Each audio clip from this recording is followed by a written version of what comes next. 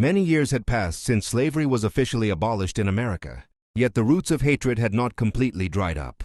Some people still wanted to keep that darkness alive, as if they feared that if hatred disappeared, their own identity would fade with it. In the middle of this darkness stood a man who chose to light a lamp instead, Captain Kidd. Captain Kidd was a retired Army officer, but his true identity was not defined by his uniform. It was defined by his character.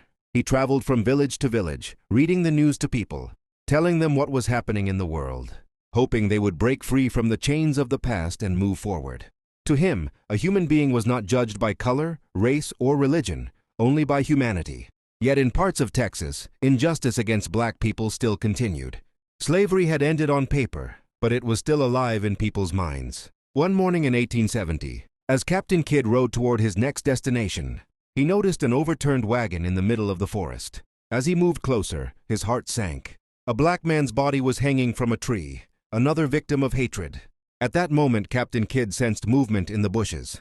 A small girl, terrified, was running away.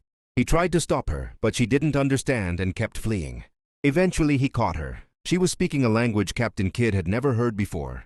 When he searched the wagon, he found documents. They revealed her identity. Name, Johanna. Age, 12 years old. Nationality, German. 7 years earlier, she had been kidnapped during a tribal attack and raised by that tribe ever since. A man had been escorting her to her relatives, but he too had been killed.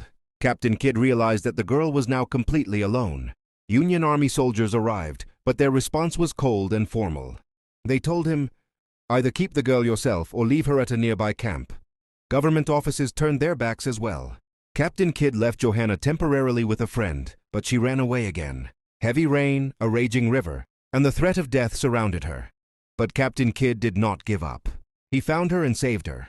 That very night, he made a decision in his heart. He would take her to her home himself, no matter how dangerous the journey might be. 400 miles lay ahead.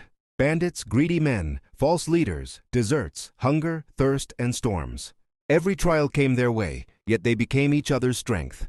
At one stop, a powerful and cruel man tried to block their path. But Captain Kidd chose truth over fear and read real news to the people.